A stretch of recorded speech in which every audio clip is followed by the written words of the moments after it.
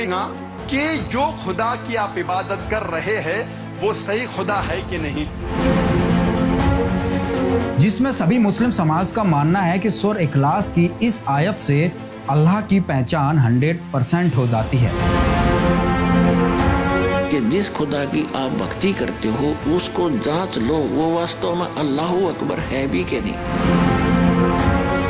और जो लोग ये कह रहे हैं कि कबीर अल्लाह ये सूरह फुरकान की आयत नंबर 52 से साबित कर रहे हैं, वो सरासर झूठ फैला रहे हैं। हमने कबीर साहब को 4 लाइनों पे खरा उतार के दिखा दिया, 4 की जगह हम 8-10 लाइनों पे खरा उतार के दिखा सकते हैं कुरान शरीफ की। वो सह शरीर आए थे, उन्होंने किसी माँ से जन्म नहीं लिया, उनके कोई उत्पत्ति बताता वो महामूर्ख है, उसको कतई ज्ञान नहीं। नमस्कार दर्शकों, एक बार फिर आपके सामने एक फैक्टफुल डिबेट लेकर आए हैं जिसमें एक ऐसे रहस्य से पर्दा उठाएंगे जिसको जानकर पहचान कर प्रमाण देखकर आप भौंचक के रह जाएंगे। दर्शकों, आज हम इस वीडियो में मुस्लिम धर्म के फॉलोवर्स और संत रामपाल जी महाराज के फॉलोवर्स के बीच हुए वीडियोज वार के बारे में बताएंगे और जानेंगे कि ऐसा क्या कह दिया एक मुस्लिम भाई ने जिसका उत्तर संत रामपाल जी महाराज के एक भक्त को देना पड़ा। दोनों लोगों के विचार सुनेंगे, फिर निर्णय निकालेंगे कि कौन गलत है कौन सही, किसका ज्ञान किस पर है भारी। तो सबसे पहले डिबेट का मुद्दा आपको बता देते हैं कि क्या है। दर्शकों, पवित्र कुरान में एक आयत है सूरह इखलास 112 की आयत 1 से 4 में एक प्रमाण है जिसमें सभी मुस्लिम समाज का मानना है कि सूरह इखलास की इस आयत से अल्लाह की पहचान 100% हो जाती है। इनका मानना है कि दुनिया में बहुत से लोग आएंगे जो अल्लाह होने का दावा करेंगे, लेकिन हम केवल उसी को मानेंगे जो सूरह इखलास पर खरा उतरेगा। अब हुआ ये कि संत रामपाल जी महाराज ने दावा कर दिया कि ये आयत कबीर साहब पर सटीक सही सत्य साबित हुई है क्योंकि अल्लाह कबीर हैं, और जिसके प्रमाण संत रामपाल जी महाराज ने ढेरों प्रमाण दे दिए, बहुत सारे प्रमाण दिखा दिए। उस बात पर एक मुस्लिम भाई हैं सहदाब अहमद, उन्होंने कहा कि यह आयत कबीर जी के लिए नहीं है क्योंकि कबीर जी अल्लाह नहीं है। आगे क्या हुआ देखते हैं इस पूरी वीडियो में। और अगर आप रामपाल की वेबसाइट पे जाइएगा और उसमें अल्लाह कबीर है नौज बिल्ला, उसके आर्टिकल में सबसे आखिरी में वो कोट करते हैं सूरह इखलास को, सूरा नंबर 112 कुरान का, जो कि टचस्टोन ऑफ थियोलॉजी है, जो कि कसौटी है ये जानने के लिए कि कोई शख्स खुदा है, कोई चीज जो है वो ईश्वर है, खुदा है, अल्लाह है कि नहीं है। कुल हुवल्लाहु अहद है नबी, तुम फरमाओ, ऐलान कर दो, वो अल्लाह, वो यकता है, अकेला नहीं, यूनिक, जिसकी कोई एग्जांपल नहीं है। अकेले तो और भी बहुत है, मोहम्मद रसूलुल्लाह भी तो अकेले ही है ना, एक ही है ना जिनको इमाम कायनात बनाया गया है, मकाम शुभात एक ही बंदे को दिया गया ना, अकेले तो वो भी हैं। ठीक है, हजरत ईसा अलैहिस्सलाम अकेले ही है ना, हजरत आदम अलैहिस्सलाम बगैर बाप और मां से पैदा होने वाले अकेले ही है ना, अकेले तो बहुत लोग हैं, लेकिन यकता जिसकी कोई मिसाल नहीं बयान कर सकता, यूनिक, वो अल्लाह है। अल्लाह समद, अल्लाह बेनियाज है। लम यलिद वलम यूलद, ना उसने किसी को जना ना उससे कोई जना, वलम यकुल लहू कुफुवन अहद, और उसके मुकाबले का, उसकी टक्कर का कोई एक भी नहीं, वो ही वो। जो भी खुदा की आप इबादत करते हैं, अगर आप जानना चाहते हैं कि वो सही खुदा है या सही भगवान है, आप उस भगवान, उस खुदा को जांचो सूरह इखलास की बुनियाद पर, और फिर आपको पता लगेगा कि जो खुदा की आप इबादत कर रहे हैं वो सही खुदा है कि नहीं। अभी आपने सुने मुस्लिम धर्म गुरुओं के विचार। मेरे मुस्लिम अजीज भाइयों, दिल थाम कर बैठ जाओ, क्योंकि हजारों सालों से जिसकी पहचान मौलवी, काजी, पीर, ओलिया नहीं कर पाए, तो क्या उस अल्लाह की पहचान का पर्दा आज उठ जाएगा। जिस सूरह इखलास 112 की आयत 104 पर मुस्लिम समाज अल्लाह की पहचान का दावा करता है, उस पर संत रामपाल जी महाराज क्या बताते हैं, देखिए वीडियो। और जैसा कि डॉक्टर जाकिर नाइक जी बार बार कहते हैं कि जिस खुदा की आप भक्ति करते हो उसको जांच लो, वो वास्तव में अल्लाह अकबर है भी कि नहीं। उसके जांचने के लिए वो पैमाना बताते हैं।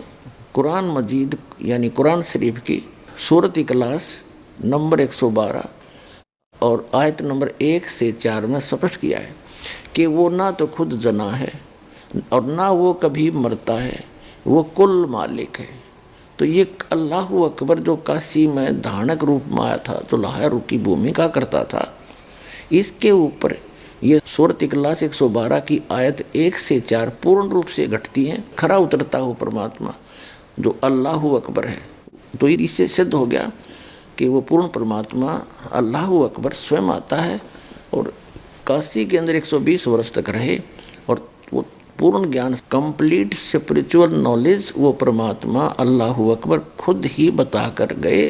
वो सह शरीर आए थे, वो उन्होंने किसी माँ से जन्म नहीं लिया। उनके कोई उत्पत्ति बताता वो महामूर्ख है, उसको कतई ज्ञान नहीं।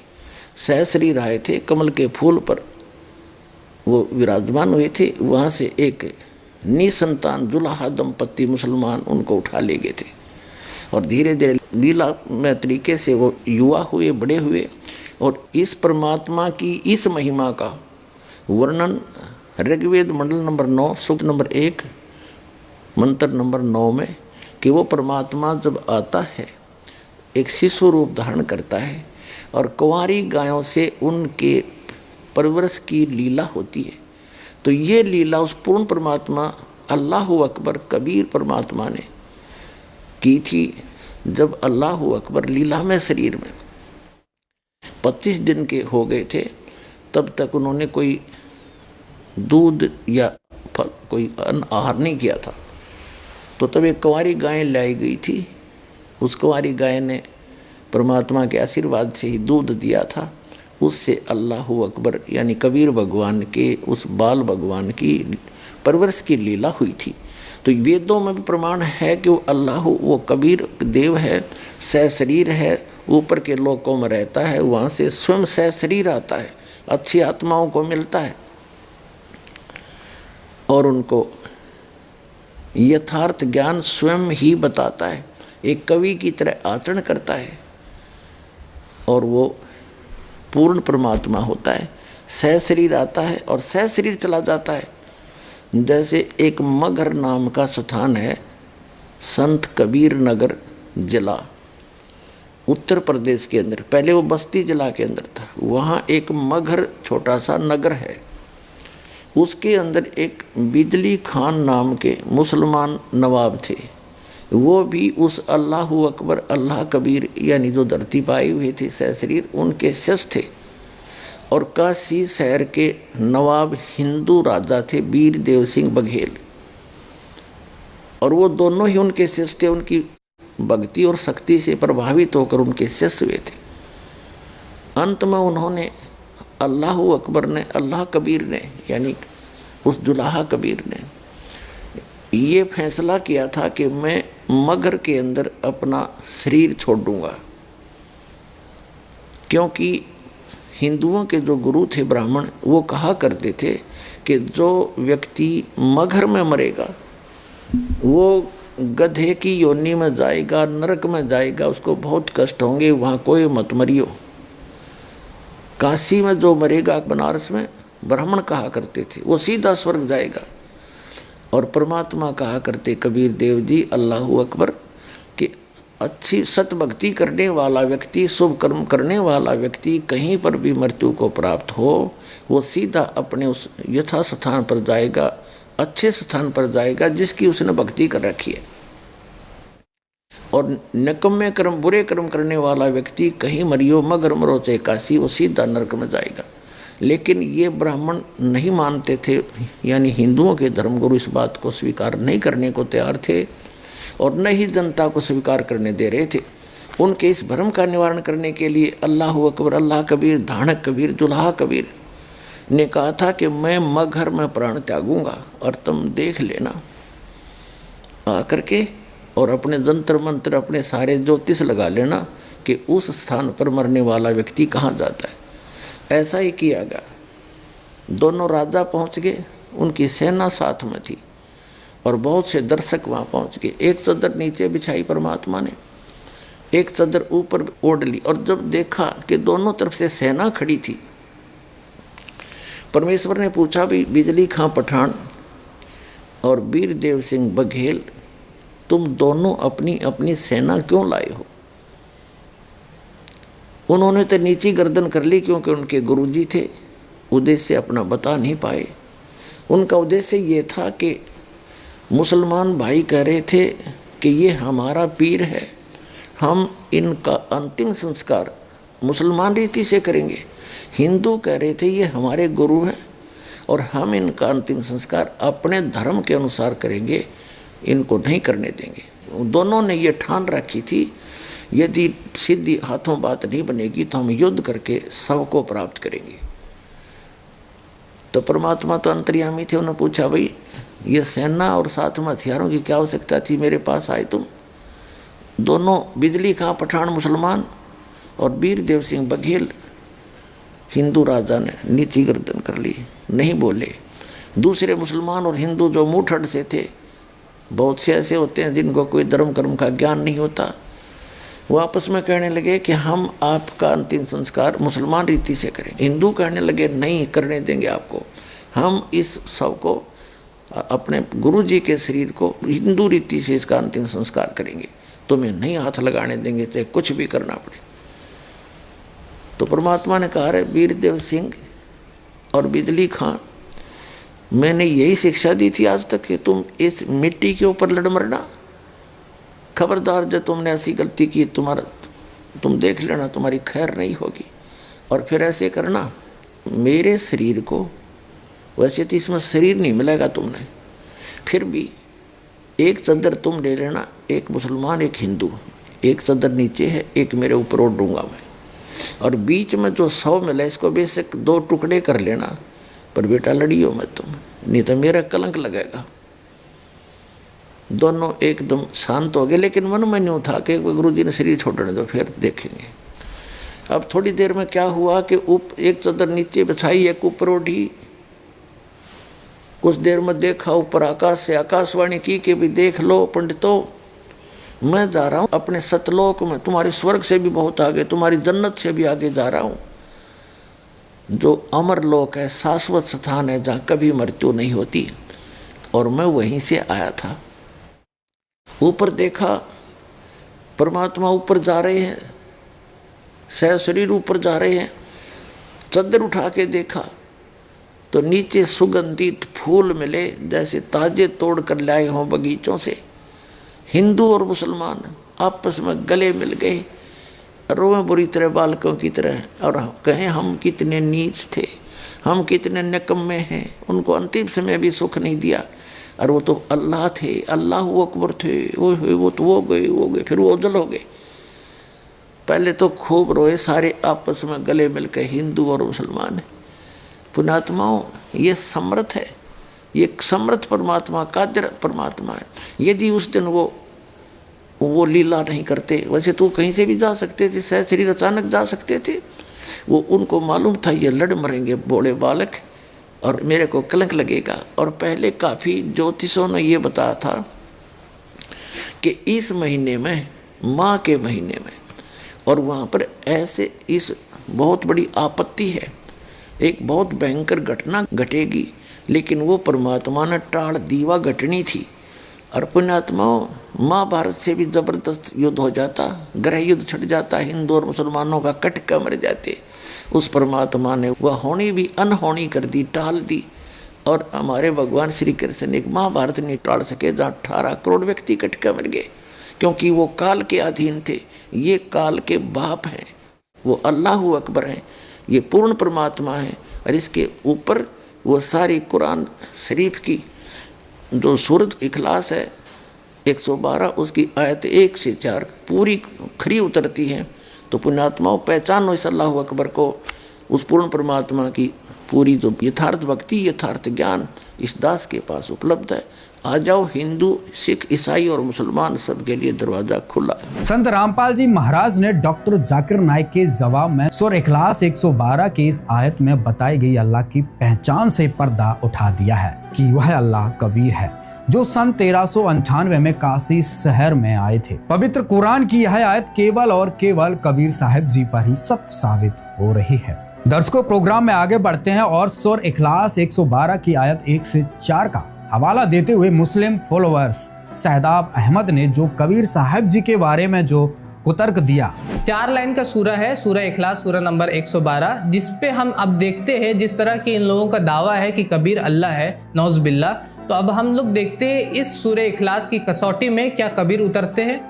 तो सबसे पहली आयत है उसमें, बिस्मिल्लाहिर्रहमानिर्रहीम, कुल हुवल्लाहु अहद, कहो कि अल्लाह एक है। क्या कबीर एक थे? हम जानते हैं कि कबीर दास के जैसा और भी बहुत सारे पोइट्स गुजरे इंडिया में, तुलसीदास, सूरदास, कालिदास, और इस तरह का लिस्ट है जिसको हम बयान कर सकते हैं कि जो कि कबीर के जैसे इंसान थे और जो कि पोइट्स थे। उसी तरह तो कबीर एक नहीं थे। उसका जवाब संत रामपाल जी महाराज के भक्त ने दिया। देखिए वीडियो। जैसे कि अभी आपने देखा शहदाब भाई ने जो है सूरह इखलास की 4 लाइनें आपको दिखाई है। उसमें से पहली लाइन कोड की है, जो अल्लाह है वो एक है, उस जैसा दूसरा कोई नहीं है। तो बिल्कुल सही बात है। अल्लाह एक यूनिक पर्सनैलिटी होता है। जैसे सभी देवता और दानव और मानव सभी माँ के गर्भ से जन्म लेते हैं, लेकिन जो अल्लाह होता है वो सबका बाप होता है, सारी सृष्टि का रचनार होता है। वो कभी माँ के गर्भ में नहीं आता, वो सहशरीर धरती पर प्रकट होता है और सहशरीर चला जाता है। ये अपने आप में यूनिक है, जो कबीर साहब को अकेला यानी यूनिक बनाता है। अल्लाह जो होता है वो कभी भी मरता नहीं है। यहाँ पर देवता दानव और मानव सभी मरते हैं, लेकिन जो अल्लाह है वो कभी नहीं मरता। यहाँ पर देवता दानव और मानव सभी जो है अपने कर्म में बंधे हुए हैं, अपने कर्मों का फल भोगते हैं, लेकिन जो परमात्मा होता है वो पाप कर्मों को काटता है, वो भोगता नहीं है। कुरान शरीफ का जो चैप्टर 40 है उसकी आयत 1 और 2 में लिखा हुआ है वो अल्लाह पापों को काटने वाला है। आगे ही आयत 12 में लिखा हुआ है वो जो अल्लाह है वो कबीर है, वो सर्वोपरि अल्लाह कबीर है, अलीउल कबीरा, सर्वोपरि अल्लाह कबीर है, और वो जो है अस्तकत का मालिक है। ये कुरान शरीफ में लिखा है। वो पापों को काटने वाला है, पापों को हरने वाला है। और यही वेद बताते हैं। यजुर्वेद अध्याय 5 के श्लोक 32 में लिखा है, कबीर अंगारसी, कबीर बम्भारिसी, यानी कबीर जो साहिब जो है पापों को काटने वाले हैं, बंधनों को काटने वाले हैं। तो ये यजुर्वेद में भी लिखा हुआ है। सभी देवता दानव और मानव सभी काम क्रोध मोह लोभ अहंकार से ग्रसित होते हैं, यानी ये विकार इनमें होते हैं। लेकिन जो अल्लाह होता है वो पाक पवित्र होता है। उसके अंदर ना काम होता है, ना क्रोध होता है, ना मोह होता है, ना लोभ होता है, ना अहंकार होता है। इन सबसे परे होता है। तो ये सभी चीज़ें कबीर साहब को एक यूनिक बनाती है कि उन जैसा दूसरा कोई इस धरती में, इस सृष्टि में है ही नहीं जैसा वे है। तो दर्शकों, आपने अभी सुने संत रामपाल जी महाराज के शिष्य के विचार, जिसमें उन्होंने सिद्ध किया कि पवित्र कुरान शरीफ पुस्तक के सूरह अल इखलास 112 की आयत 1 से 4 की पहली लाइन में जो एक अल्लाह की बात की गई है वह अल्लाह कबीर जी है। तो आइए अब वीडियो में आगे बढ़ते हैं। दूसरा लाइन है अल्लाह हुस्समद। अल्लाह जो है वो बेनियाज है, वो किसी पे डिपेंडेंट नहीं है, और वो हर कोई उन पे डिपेंडेंट है। जिसको बोला जाता है सर्वपेक्ष या निराधार बोला जाता है हिंदी में। तो वो अल्लाह ताला जो है वो बेनियाज होते हैं। और हम लोग जानते हैं कबीर के बारे में कि उनकी पैदाइश जो होती है वो 1398 से लेके कुछ लोग कहते हैं 1448 तक, यानी कि कुछ ड्यूरेशन देते, एग्जैक्ट डेट पता नहीं किसी को, लेकिन उतना ड्यूरेशन में उनकी पैदाइश हुई। और उनकी मौत जो होती है 1440 से लेकर के 1500 AD तक, इतने तक माना जाता है कि वहाँ तक उनकी मौत होती है। और ये भी हम जानते हैं कबीर के बारे में कि उनकी पैदाइश जो होती है एक मुस्लिम फैमिली में होती है। हम ये भी जानते हैं कबीर के बारे में कि वो जो रामानंद होते हैं उनके शिष्य होते हैं, उनसे बहुत जो वैष्णविज्म के फॉलो करने वाले होते हैं, और भक्ति मूवमेंट में बहुत सारे इन्वॉल्व होते हैं, भक्ति पोएट होते हैं रामानंद, उनसे वो इन्वॉल्व होते हैं। और कबीर के जो दोहे होते हैं उनको जब हम पढ़ते हैं तो हमको ये भी पता चलता है, जैसे कि कबीर का एक शब्द है, यानी कि दोहा है, कि जब मैं लोगों को सच्चाई बोलता हूँ तो लोग मुझे पीटने के लिए दौड़ाते हैं। तो आप इमेजिन कर सकते हैं, अल्लाह हुस्समद, अल्लाह बेनियाज है, लेकिन जो इंसान होते हैं उनको लोग पीटने के लिए भी दौड़ा सकते हैं। इंसान जो होते हैं उनकी पैदाइश होती है, और इंसान जो होते हैं वो दूसरे पे डिपेंडेंट होते हैं, दूसरे पे से सीखते हैं, जैसे कि कबीर ने रामानंद से सीखा। तो दर्शकों, आपने अभी सुना कि शाहदाब अहमद जी ने पवित्र कुरान शरीफ पुस्तक के सूरह अल इखलास 112 की आयत 1 से 4 की दूसरी लाइन बताई, जिसमें उन्होंने बताया कि अल्लाह वह होता है जो किसी पर निर्भर नहीं होता, और साथ ही ये भी कहा कि कबीर जी अल्लाह नहीं है, क्योंकि उनकी जन्म व मृत्यु होती है, और उन्होंने स्वामी रामानंद जी से नाम दीक्षा ले रखी थी। तो आइए अब जानते हैं संत रामपाल जी महाराज के शिष्य के विचार। जैसा कि आपने देखा शहदाब भाई ने बताया है, जो अल्लाह होता है वो किसी पे डिपेंड नहीं होता, और उन्होंने ये कहा है कबीर साहब जो है रामानंद जी पे डिपेंड थे, उन्होंने जो है रामानंद जी को अपना गुरु बनाया था। तो मैं इनसे कहना चाहूँगा, आपके जो अल्लाह है जिन्होंने कुरान शरीफ का जो ज्ञान दिया है, वो भी तो जबरील देवता पे डिपेंड थे, उन्होंने भी तो जबरील देवता को भेजा था। जबरील देवता जो थे, जो जबरील फरिश्ते थे, वो पैगाम लेकर आते थे हज़रत मोहम्मद जी के पास, क्या वो उनके ऊपर डिपेंड नहीं थे? और आपको दिखाते हैं कबीर साहब जी ने जो है रामानंद जी को एक अपना गुरु इसलिए बनाया था ताकि लोग जो है ये आगे ये ना कह दे कि कबीर साहब ने कौन सा गुरु बनाया है, क्योंकि श्रीमद् भागवत गीता में लिखा हुआ है जैसे जैसे लीडर करता है वैसे वैसे ही उसके फॉलोअर करते हैं। तो कबीर साहब जो है एक सतगुरु यानी जगत गुरु बनकर धरती पर आते हैं, एक ट्रेनर बनकर धरती पर आते हैं, वो अपने लोगों को दिखाने के लिए गुरु बनाते हैं। जबकि रामानंद जी ने कबीर साहब को परमात्मा माना, अल्लाह माना। आपको प्रमाण दिखाते हैं कबीर सागर से। ये देखें कबीर सागर संपूर्ण 11 भाग, खेमराज कृष्णदास प्रकाशन, ये वही कबीर सागर है। इसमें हम आपको ले चलते हैं इसमें चलते हैं बोध सागर, कबीर चरित्र बोध, पेज नंबर जो है 1807 नंबर पेज है। बोलत रामानंद जी सुन कबीर करतार, यानी रामानंद जी बोल रहे हैं, गरीबदास सब रूप में तुम ही बोलनहार, तुम साहेब तुम संत हो, तुम सतगुरु तुम हम हंस, यानी तुम साहिब भी हो, तुम ही संत हो, तुम ही सतगुरु हो। और कहते बोलत रामानंद जी सुन कबीर करतार, करतार यानी सारी सृष्टि के रचनहार, यानी अल्लाह, कबीर अल्लाह। गरीबदास जी महाराज जी बोल रहे हैं कि रामानंद जी ने ऐसा कहा, तुम साहेब तुम संत हो, तुम सतगुरु हम हंस, गरीबदास तुम रूप बिना और ना दूजो वंश, मैं भक्ता मुक्ता भया, यानी मैं भक्त जो है आपने मुक्त कर दिया, किया कर्म कुल नाश, यानी जो है आपने जो मेरे कर्म जो थे वो नाश कर दिए। गरीबदास अविगत मिले मेटी मन की प्यास, दोनों ठोर में एक तू भया एक से दो, यानी दोनों तरफ तू ही है, यहाँ भी तू ही है और उस अलग तख्त पे, यानी जो सर्वप्रिय अल्लाह का जो तख्त है वहाँ भी तू ही है, यानी दोनों तरफ आप ही हो। गरीबदास हम कारणे उतरे मगर जोए, बोले रामानंद जी सुनो कबीर सुजान, गरीबदास मुक्ता भई उधरे पिंड और प्राण। आपको और दिखाते हैं, इसमें ये क्लियर करते हैं। आगे जो है 1811 पेज पे आ जाते हैं। इसमें कहते हैं स्वामी जी इच्छा हुई जानना चाहिए, मतलब स्वामी जी की इच्छा हुई कि जानना चाहिए यह कबीर कौन है जो ऐसे ऐसे कौतुक किया करता है। इस कारण स्वामी जी ने ठाकुर का ध्यान किया, तब ध्यान में यह दिखाई दिया कि ठाकुर के सिंहासन पर जो ठाकुर की मूर्ति है उसके सिर के ऊपर कबीर साहिब का सिंहासन रखा हुआ है। जब से कबीर साहिब की ऐसी बड़ाई और उनका इतना प्रताप देखा, तब से स्वामी यानी रामानंद जी कबीर साहिब की स्तुति करने लगे। यानी साबित हो गया कि रामानंद जी जो है कबीर साहिब की स्तुति करते थे। जो कबीर साहिब जो है रामानंद जी के भी अल्लाह थे, परमात्मा थे, वो उन्होंने रामानंद जी को एक शिष्य बन करके पार किया। और ये जो गुरु शिष्य की जो मर्यादा थी, जो परंपरा निभाई कि आने वाले समय में लोग ये ना कह दे कबीर साहिब ने कौन सा गुरु बनाया था, इसलिए कबीर साहिब ने भी हमें ये दिखाया कि आपको भी गुरु बनाना है, क्योंकि हर व्यक्ति संसार में कॉपी करता, नकल करता है, तो हम सब नकलची है। तो कबीर साहिब ने खुद हमें ये दिखाया एज ए ट्रेनर बन के कि जैसे मैं गुरु बना रहा हूँ, आप भी गुरु बनाइए, और गुरु शिष्य की परंपरा से ही आप पार हो सकते हो। तो दर्शकों, आपने संत रामपाल जी महाराज के शिष्य द्वारा दिखाए गए प्रमाण देखे, जिसमें उन्होंने स्पष्ट किया कि कुरान शरीफ की सूरह इखलास 112 की आयत 1 से 4 की दूसरी लाइन में जिस अल्लाह का जिक्र किया गया है वह अल्लाह कबीर है, क्योंकि उन्हें किसी सहारे अर्थात गुरु बनाने की आवश्यकता नहीं थी, बल्कि उन्होंने हमारे उद्धार के लिए गुरु शिष्य परंपरा का निर्वाह करते हुए रामानंद जी को गुरु बनाया था, क्योंकि मनुष्य का उद्धार बिना गुरु के संभव नहीं है। लेकिन वास्तव में यही सत्य है कि रामानंद जी भी कबीर जी से परिचित होने के बाद अल्लाह कबीर की ही भक्ति किया करते थे। तो चलिए अब वीडियो में आगे बढ़ते हैं। उसी तरह तीसरा जो लाइन है सूरह इखलास का, वो है लम यलिद वलम यूलद, वो किसी को जनते नहीं है, किसी से जने हुए नहीं है। और हम लोग जानते हैं कि बहुत सारे लोग ये कहते हैं कि कबीर ने शादी नहीं किया था, लेकिन अगर आप विकिपीडिया पे जाइएगा और तो वो कहते हैं कि हिस्टोरिकल जो एक्यूरेट हिस्टोरिकल सोर्सेज है वो ये कहते हैं कि उनकी एक बीवी थी जिनका नाम धनिया था, और उनका एक बेटा भी था जिसका नाम कमल था, और बेटी भी थी जिसका नाम कमली था। ये एक्यूरेट हिस्टोरिकल सोर्सेज था, डी लॉरेंस की बुक है, उसके हिसाब से वो ये कहते हैं। तो अल्लाह ताला किसी को जनते नहीं है, जबकि कबीर के बेटे भी है, बेटी भी है, और उनके माँ बाप भी है।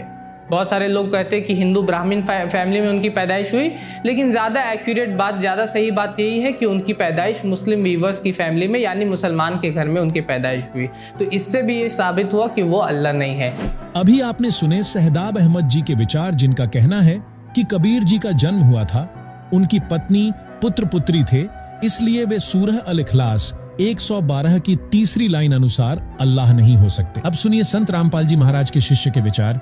जैसा कि अभी आपने देखा, सहदाब भाई ने दूसरी लाइन कोड की है और ये बताया कि वो अल्लाह ना तो किसी से पैदा होता है, ना ही वो किसी को पैदा करता है। और विकीपीडिया पे कोई डी लॉरेंस की किताब दिखाई है इन्होंने कि डी लॉरेंस ने ये ऐसा बोला है कि कबीर साहब जो है वो पैदा भी हुए और उन्होंने उनके बच्चे भी थे, बीवी भी थी। तो मैं इनसे ये जानना चाहूँगा, अगर हमें हज़रत मोहम्मद जी के बारे में जानना है तो क्या हम जैन धर्म की किताबों में देखेंगे जा करके? हमें जो है अगर हज़रत मोहम्मद जी के बारे में जानना है तो इस्लाम धर्म की जो प्रमाणित किताबें हैं उनके अंदर देखना पड़ेगा कि हज़रत मोहम्मद जी के बारे में क्या लिखा हुआ है। ठीक इसी प्रकार अगर कबीर साहिब को जानना है तो डी लॉरेंस की किताब में नहीं देखना, ना ही विकीपीडिया पे देखना, आपको कबीर सागर पढ़ना पड़ेगा। कबीर सागर, कबीर बीजक, कबीर साखी, कबीर साहब के बहुत सारे ग्रंथ हैं, आप उनको पढ़िए, उनमें कबीर साहब के बारे में लिखा हुआ है। आप पढ़ते नहीं हो और हम आपको प्रमाण करके दिखाते हैं कबीर सागर से। कबीर साहब ने ना तो कभी किसी को जना है, यानी उनकी कोई बीवी बच्चे नहीं थे, और ना ही उन्होंने वो किसी से पैदा हुए थे। वो सहशरीर आए थे और सहशरीर सतलोक चले गए थे। प्रमाण दिखाते हैं आपको कबीर सागर से। कबीर सागर संपूर्ण 11 भाग, ये वही कबीर सागर है, प्रमाण दिखाते हैं। ज्ञान बोध, बोध सागर 29 नंबर पेज है। कबीर साहब कहते हैं नहीं बाप ना माता जाए, अब अभिगति से हम चले आए, यानी वो गति जिसको कोई नहीं जानता, अभिगति से हम चल कर आए, और नहीं बाप ना माता जाए, यानी बाप माता से मेरा जन्म नहीं हुआ। और आगे प्रमाण दिखाते हैं इसी के थोड़ा आगे चल के पेज नंबर जो है ज्ञान बोध के बोध सागर के पेज नंबर 36 पे कि भग की राह नहीं हम आए, जन्म मरना बहुरी समाए, यानी भग की राह यानी कि जो स्त्री का जो गर्भ है वहाँ से हम नहीं आए, जन्म मरना बहुरी समाए। तीन गुण 5 तत्व हम ना ही, यानी 3 गुण 5 तत्व से बना, यानी हाड़ चाम का शरीर मेरा नहीं है। इच्छा रूप दे हम आए, यानी अपनी इच्छा से मैं शरीर रख के आया हूँ। कबीर साहब जो अपनी इच्छा से आए हैं, वो आगे प्रमाण दिखाते हैं कबीर चरित्र बोध से। तो कबीर से अब हम आगे है बोध सागर और कबीर चरित्र बोध, पेज नंबर है 1790। कबीर साहब का काशी में प्रकट होना। सम्मत 1455 विक्रमी जेठ सुदी पूर्णिमा सोमवार के दिन सतपुरुष का तेज काशी के लहर तालाब में उतरा। उस समय पृथ्वी और आकाश प्रकाशित हो गया। आगे इस पेज पे आते हम। वह तेज बालक के आकार में हुआ, उस जल के ऊपर कमलों के पुष्पों में उतरने और बालकों के सदृश हाथ पाँव फेंकने लगा। यानी कबीर साहब जो है, जो कमल के फूल खिले हुए थे उन पर वो तेज उतर गया और बालक का रूप धारण करके वो हाथ पैर फेंकने लगे। आगे लिखा हुआ है कि कबीर चरित्र बोध पे, इसमें ही पेज नंबर जो है 1793, इसमें लिखा फिर नीरू ने काजी को बुलाया और पूछा कि इस बालक का क्या नाम रखना चाहिए। जब काजी किताब खोलकर बालक का नाम स्थिर करने लगा तब कुरान के मध्य में बालक के 4 नाम निकले, कबीर, अकबर, किबीरा, कबीरिया। ये 4 नाम देकर काजी चुप हो रह गया और अपने दांतों के नीचे उंगली दबाने लगा। फिर वह कुरान खोलकर देखता तो समस्त कुरान उन्हीं नामों से भरा दिखाई दिया कि ये चारों नाम तो खुदा के हैं। अब क्या करें, हमारे धर्म की अप्रतिष्ठा हुई है। समस्त कुरान में कबीर ही कबीर दिखाई दिया। अब कौन उपाय करना चाहिए? कि काजियों ने आपस में सम्मति की और नीरू से कहा कि हे नीरू, तू इस बालक को अपने घर के भीतर ले जाकर मार खपा। तब वह जुलाहा कबीर साहब को अपने घर के भीतर ले गया और उसको छुरी से काटने लगा। छुरी एक ओर से दूसरी ओर पार निकल गई, न कोई घात हुआ। तब कबीर साहब बोले कि हे नीरू, मेरा कोई माता पिता नहीं है, ना मैं उत्पन्न होता हूँ, न मैं मरता हूँ और ना मुझको कोई मार सकता है। ना मैं किसी को मारता हूँ और ना मेरा शरीर है, ना मेरा हाड़ मांस चाम हड्डी और रक्त है। मैं स्वयं प्रकाशमान हूँ, यानी मैं स्वयं प्रकाश हूँ। तो कबीर सागर से हमने आपको प्रमाणित करके दिखाया, जो कबीर साहब जो है कमल के फूल पर प्रकट हुए थे और वो माँ के गर्भ से नहीं आए। अब आपको प्रमाणित करके दिखाते हैं उनकी कोई स्त्री नहीं थी और ना ही उनके कोई बच्चे थे। कबीर सागर से फिर से हम कबीर सागर पे आते हैं, कबीर सागर पे, और इस पे आते हैं बोध सागर, कबीर सागर, बोध सागर, कबीर चरित्र बोध। इस पे आते हैं 1803 नंबर पेज है। जात पात मेरे नाही, नाही स्त्री नाही गाऊं, यानी जात पात मेरे नहीं है, कबीर साहब बता रहे हैं, और ना ही मेरे कोई स्त्री है। दास गरीब अनन्य गति नहीं हमरे नाऊं, यानी कि मेरे पास जो स्त्री नहीं है, कोई स्त्री नहीं है, यहाँ पे सिद्ध हो गया मेरी कोई स्त्री भी नहीं है। और कबीर सागर में लिखा हुआ है, कबीर साहब कहते हैं अविगति से हम चलाए, मात पिता न जननी जाए, ना मेरा गर्भ बसेरा बालक बन लिखलाए, काशी नगर जल कमल पे डेरा तहा जुलाए को पाए। तो दर्शकों, अभी आपने देखे संत रामपाल जी महाराज के शिष्य द्वारा कबीर सागर में दिखाए गए प्रमाण, जिससे सिद्ध होता है कि कबीर जी का जन्म नहीं हुआ था और ना ही उनकी कोई पत्नी थी, बल्कि कबीर जी काशी में कमल के फूल पर सशरीर प्रकट हुए थे, जहां से उन्हें जुलाहे दंपति नीरू नीमा अपने साथ ले गए थे। अब दिखाते हैं कबीर साहब के जो है कोई बच्चे नहीं थे, यानी जो कमाल और कमाली थे वो कबीर साहब ने मुर्दों को जीवित किया था। बोध सागर का जो है कबीर चरित्र बोध, और पेज नंबर है 1824। कमाल का प्रकट होना। एक दिन गंगा तट पर बादशाह कबीर साहब और शेख बैठे थे। उस समय गंगा में एक बालक की लाश बही जाती थी। शेख ने कहा, हे कबीर साहब, गंगा में जो मुर्दा बहा जाता है उसको आप जीवित करो। तब कबीर साहब ने कहा कि हे मुर्दे, उठ कुदरत के कमाल से। तब वह उठ खड़ा हुआ। तब कबीर साहब ने उस मुर्दे को जीवित किया। तब बादशाह और शेख एकदम आश्चर्य में आकर बोल उठे कि वाह, आपने तो कमाल कर दिया। कबीर साहब ने कहा, अच्छा, जो आज से इस लड़के का नाम भी कमाल हुआ, यह जगत में मेरा पुत्र कहलाकर प्रसिद्ध होगा। और आप कमाली के बारे में दिखाते हैं। कमाली का प्रकट होना, बोध सागर कबीर चरित्र बोध, पेज नंबर है 1834। कमाल को कबीर साहब ने मुर्दे से जीवित किया। तब शेख तकी ने कहा कि मैं इस लीला को नहीं मानता। मेरी बेटी 8 दिन से कब्र में मरी पड़ी है। यदि आप उसको जीवित करें तो मुझे विश्वास हो। कबीर साहब सिकंदर शाह और सेतकी सहित उस लड़के की कब्र पर गए। वहां पहुंचकर कबीर साहब ने पुकारा, उठ सेतकी की बेटी। वह नहीं उठी। फिर कहा, उठ सेतकी की बेटी। फिर भी वह नहीं उठी। तीसरी बार कबीर साहब ने कहा, उठ कबीर की बेटी। उस समय वह लड़की जीवित होकर कब्र से निकल पड़ी। अब मैं कबीर साहब की बेटी हूँ, अब मैं इनके साथ रहा करूँगी। वही लड़की कबीर साहब की बेटी प्रसिद्ध कहलाई। कबीर साहब की बेटी प्रसिद्ध हुई। तो हमने आपको प्रमाणित करके दिखाया, कबीर साहब की ना कोई स्त्री थी, ना ही उनके कोई बच्चे थे, ना ही उन्होंने गर्भ से जन्म लिया। जो है कबीर साहब जो है जो कबीर। और यहाँ पर एक बात और साबित होती है, कुरान के अंदर लिखा हुआ है, वो जो अल्लाह है वो मुर्दे तक को जीवित कर देता है। यानी कुरान की एक लाइन में ये भी आता है कि अल्लाह जो है मुर्दे तक को जीवित कर देता है। यहाँ पर हमने कबीर साहब ने एक लाइन को और पास कर दिया कुरान की, यहाँ पर मुर्दे तक को जीवित करके दिखा दिया। तो जितने भी संसार में लोग होते हैं वो मरते हैं, और कबीर साहब मरे हुए को जिंदा करते हैं, यानी जीवित करते हैं। ये भी एक अपने आप में अलग पर्सनालिटी है कबीर साहब की, मुर्दों को जीवित करना। वो उन जैसा दूसरा कोई नहीं है, वो एक ही है सृष्टि के अंदर कबीर साहब। दर्शकों, आपने कबीर सागर में यह भी देखा कि कबीर जी के कोई पुत्र पुत्री नहीं थे, बल्कि उन्होंने 2 मुर्दों को जीवित किया था। वे ही उनके साथ संतान रूप में रहा करते थे, जिससे यह भी सिद्ध होता है कि कबीर जी मुर्दों को भी जीवित कर सकते हैं, जो कि अल्लाह की एक पहचान है। चलिए अब वीडियो में आगे बढ़ते हैं।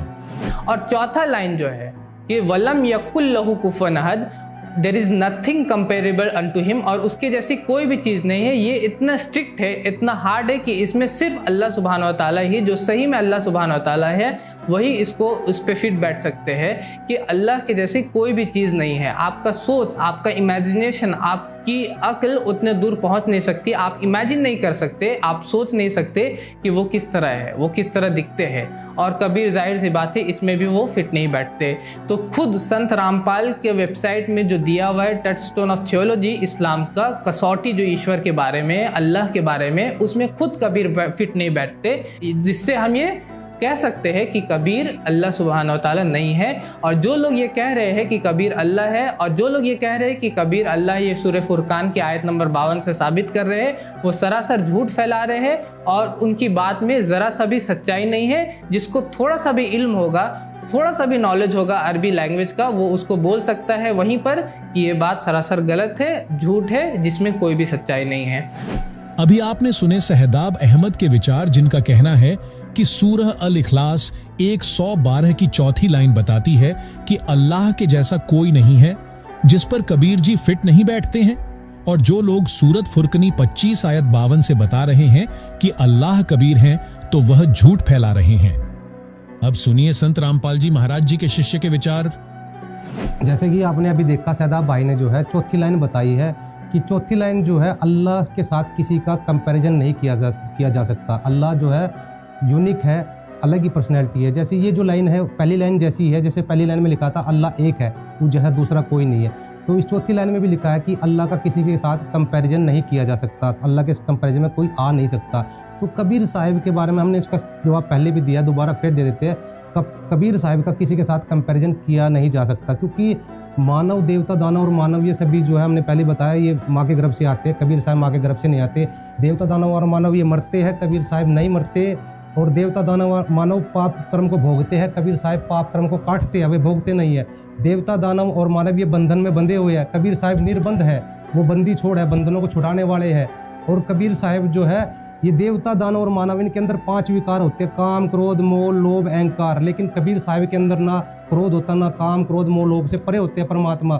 और जो है परमात्मा जो एक यूनिक पर्सनैलिटी होती है। कुरान के अंदर काफ़ी जगह आता है जो अल्लाह है वो सहनशील है, वो अक्षमाशील है। तो कबीर साहब जब इस धरती पे आए, उन्होंने किसी को भी बद्दुआ तक नहीं दी। कबीर साहब के साथ बहुत अत्याचार किए, उनके साथ तोप के गोले मारे, लेकिन कबीर साहब ने सब कुछ सहन किया। किसी को शराब तक नहीं दिया, किसी को थप्पड़ तक नहीं मारा, बद्दुआ तक नहीं दी। तो वो अक्षमाशील है, सहनशील है। कबीर साहब ने कभी आपको प्रमाण दिखा, कबीर साहब कहते हैं ना तो मैं किसी को मारता हूँ और ना मैं किसी के द्वारा मारा जाता हूँ। ये अपने आप में अलग पर्सनैलिटी है। कबीर साहब जो है यूनिक पर्सनैलिटी है। और हमने कबीर साहब को 4 लाइनों पे खरा उतार के दिखा दिया। 4 की जगह हम 8-10 लाइनों पे खरा उतार के दिखा सकते हैं कुरान शरीफ की। दर्शकों, जैसा कि आपने देखा, कबीर जी माँ के गर्भ से पैदा नहीं हुए। उनका हाड़, मांस, रक्त का बना शरीर नहीं था। उनके बीवी बच्चे भी नहीं थे। वो काम, क्रोध, मोह, लोभ, अहंकार से परे थे। उन्होंने मुर्दे तक को जीवित किए। सभी पाप भोगते हैं, वो पाप को काटने वाले थे। सभी कर्म बंधन में हैं, वो कर्म बंधन से मुक्त कराने वाले थे। इस धरती पर जो भी आया वो मरकर, यानी 5 तत्व का शरीर छोड़कर गया। लेकिन कबीर साहिब जी सह शरीर सतलोक गए, इसका आज भी प्रमाण है। इससे पता चलता है कबीर साहिब एक थे, उनके कंपैरिजन में कोई दूसरा नहीं था। ना मूसा जी, ना आदम जी, ना हजरत मोहम्मद जी, ना राम, ना कृष्ण, यानी इस सृष्टि में कोई दूसरा नहीं था जो कबीर साहिब जी जैसा हुआ हो। इससे सिद्ध होता है कि अल्लाह का नाम कबीर है, और वो कबीर जो 600 साल पहले भारत भूमि में लीला करने के लिए आए। और आज बाखबर संत रामपाल जी महाराज जी उसी अल्लाहू अकबर यानी कि अल्लाहू कबीर की वास्तविक जानकारी दे रहे हैं। दर्शकों, अल्लाह रब भगवान गॉड को सब इसलिए प्यार करते हैं क्योंकि वो बहुत दयालु है, बहुत रहमान है। लेकिन जिसको मुस्लिम समाज अल्लाह मानता है, क्या वो अल्लाह है? देखिए वीडियो। लेकिन जो कुरान शरीफ का ज्ञान देने वाला अल्लाह है वो एक छोटा अल्लाह है, यानी वो शैतान है। और जो कबीर साहिब है वो बड़े अल्लाह है, यानी सुप्रीम अल्लाह है। तो कुरान शरीफ का ज्ञान दाता वो छोटा अल्लाह है, और जो कबीर साहिब वो सुप्रीम अल्लाह, सर्वोपरि अल्लाह, जो कि अभी हमने प्रमाण दिखाया।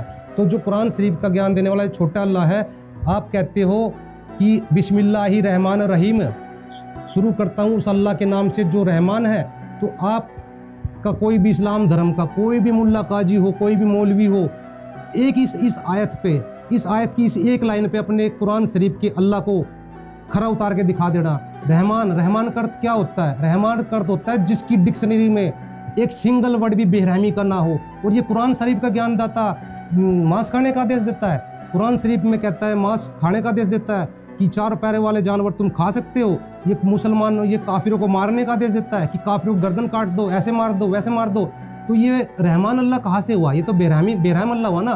तो कुछ मुसलमान ये बोलते हैं, जैसे कि कुछ मुसलमान बोलते हैं कि जो है अल्लाह ने जो है कुछ बहुत सारी अच्छी बातें बोली है कुरान शरीफ के अंदर। कहीं जो है चलो इन्होंने मांस खाने का आदेश दिया है, कहीं दिया, लेकिन बहुत सारी जो है कुरान की जो आयतें बहुत अच्छा ज्ञान दे रही है, बहुत अच्छा बता रही है। तो ये रहमान अल्लाह है।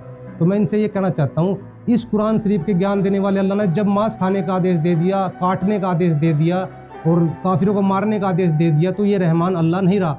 कबीर सागर के अंदर पूरी डिक्शनरी में एक सिंगल वर्ड दिखा दो कबीर साहब ने किसी को मारने तक का आदेश दिया हो, कभी कबीर साहब ने किसी को मुर्गे बकरे मारने का आदेश दिया हो, कहीं भी थप्पड़ तक मारने का आदेश नहीं दिया।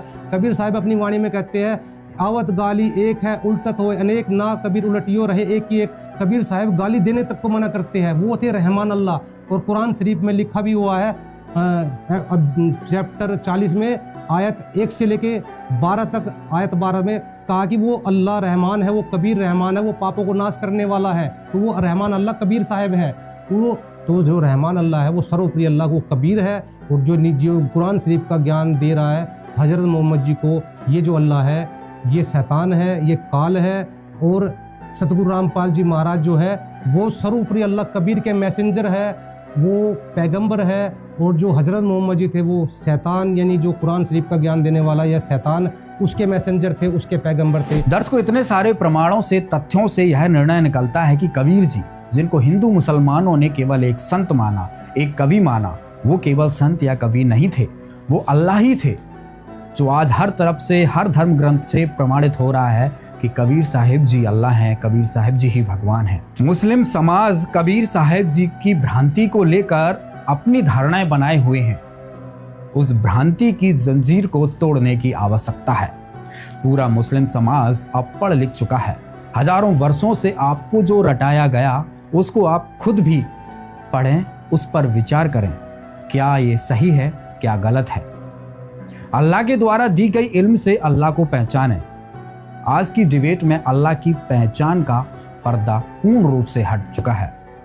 वाह खबर संत रामपाल जी महाराज को ही अल्लाह की वास्तविक जानकारी है। पूरी पृथ्वी पर किसी के पास अल्लाह का सच्चा ज्ञान नहीं है। आज की वीडियो में बस इतना ही।